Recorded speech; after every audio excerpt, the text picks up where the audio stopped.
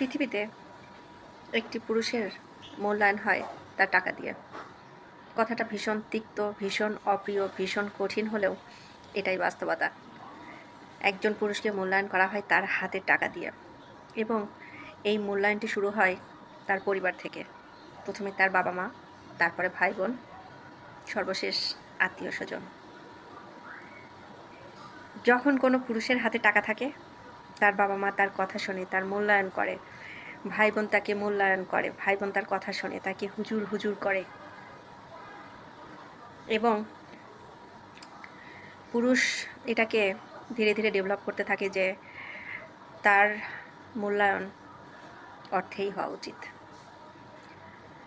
যখন ওই পুরুষটি সংসার তৈরি করে, সংসারের জন্য সে ব্যয় করে এবং তারপরও যখন স্ত্রী অথবা পরিবারে কাউকে কোনো অবজেকশন করতে দেখে যে তার ভালো লাগে না, তখন সে মনে, মনে ভাবতে থাকে যে আমি তো ব্যয় করছি, আমি তো টাকা পয়সা দিচ্ছি, তারপরও কেন এই অ্যাটিটিউড?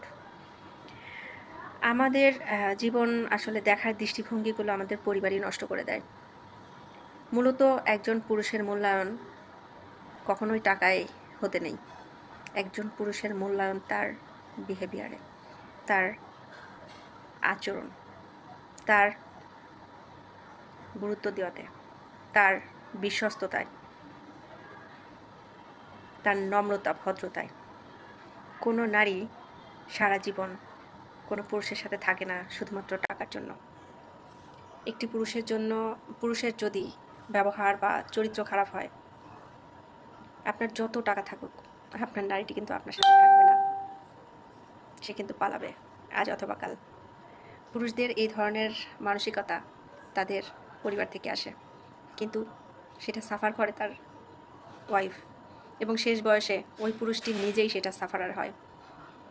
যখন পুরুষটি নিজেই তার টাকা ইনকামের কোনো সোর্স থাকে না বা শরীরে কোনো শক্তি থাকে না, তার পাশে থাকে শুধুমাত্র সেই নারীটি, যে নারীটিকে সে সারা জীবন অপমান এবং ছোট করে এসেছে।